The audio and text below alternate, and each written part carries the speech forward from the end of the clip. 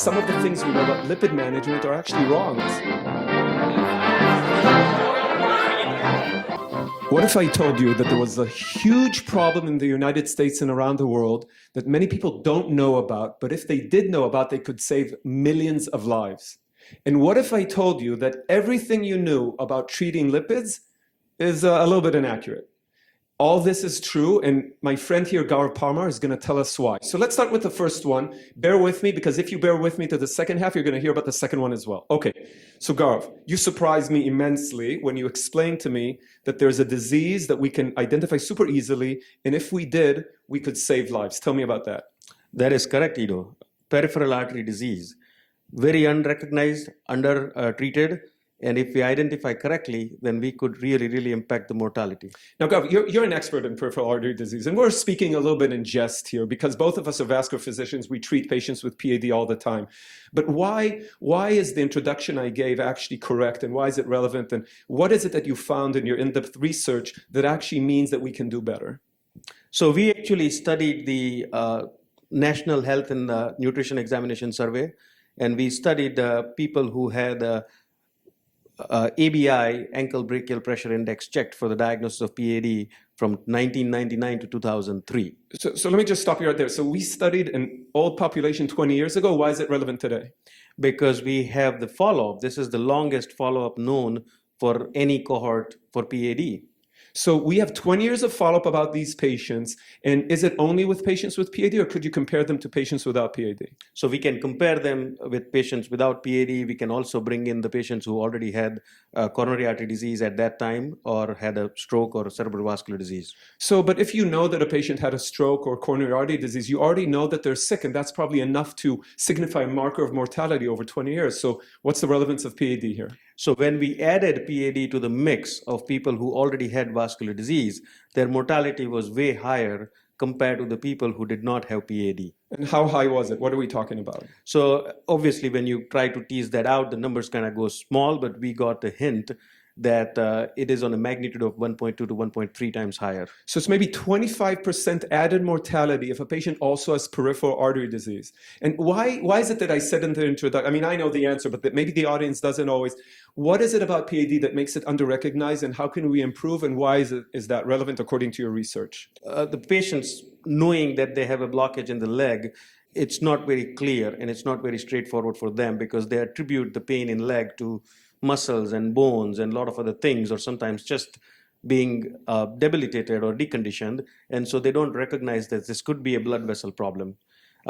We always talk about heart attacks and heart and brain. So heart and brain are important, don't get me wrong. So is the leg, and so is walking. Therefore, I think that there is not an awareness in patients as well as providers to check for this condition. So what would you recommend to the providers? Probably the people who are going to watch this video are mainly going to be our vascular colleagues, and hopefully also other physicians. And what's your recommendation so we can improve the health and outcomes, especially hard outcomes like mortality in these patients?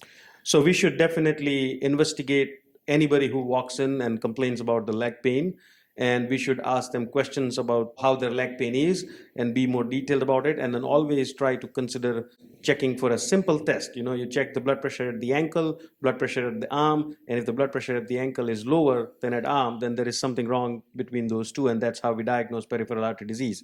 It's very important, and I think that we should all have that tool in our clinical practice. And just last piece about this, are the guidelines up to date with your data? So do the guidelines tell us that we need to treat patients with PAD aggressively with risk factor modification? Right. Guidelines have caught up, and we have more and more medical management tools for secondary risk prevention and cardiovascular mortality prevention.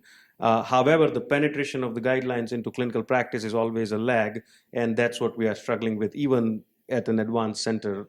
So as I promised, if you diagnose peripheral artery disease in your patient, if you understand that you need to look for it, if you tease it out with your patients, you should follow the guidelines, treat them more aggressively, and by doing that, you may prevent the added mortality that Dr. Parmar here has identified over 20 years of research. All right, second piece, I promised you two things that are going to surprise you. So Dr. Parmar also taught us through his research that some of the things we know about lipid management are actually wrong. And I mean, I don't mean to be arrogant here, but I know I'm supposed to bring the lipids down. So what is it that you can teach me now?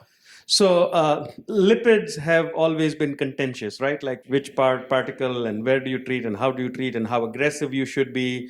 There is always thoughts about, like is LDL of 100 okay? Is LDL of 70 okay? Or how far you go? Are there any side effects or are there any long-term consequences of extremely low lipids? And a lot of the research about extremely low lipids came from the animal world. So we don't know too much about it. So we actually use the same cohort. In that cohort, we have the baseline LDL. So we categorized participants based on their baseline LDL levels, and then we followed them for 20 years, and then we checked their mortality. So let me just stop you right there. Absolutely. And again, what Dr. Parmar has in his hands is a database that allows him to check the effect of lipids over 20 years and to see if how these lipids are actually associated with hard outcomes like mortality, right? Correct.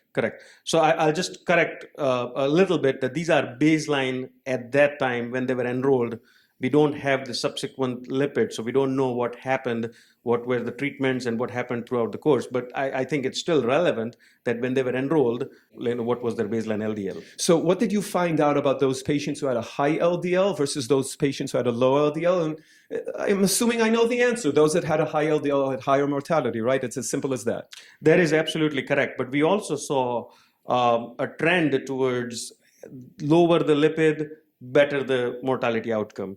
So people who had baseline LDL less than 40 did better than who had baseline LDL less than 55, than who had baseline LDL less than 70.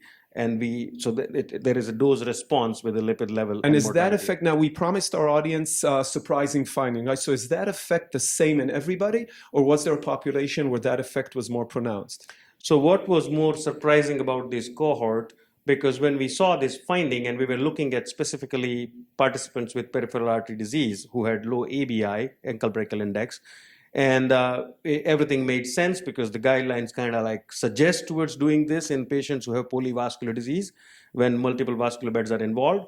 But when we took out this PAD, the participants who did not have vascular disease, they did not follow the same pattern. And irrespective of their LDL level, their mortality was unchanged. Let's just stop and explain that for a minute. Peripheral artery disease, this under-recognized condition that we said from the first half of this interview, is so important that it even affects the way we need to treat lipids. It's one database, but it's over 20 years of follow-up.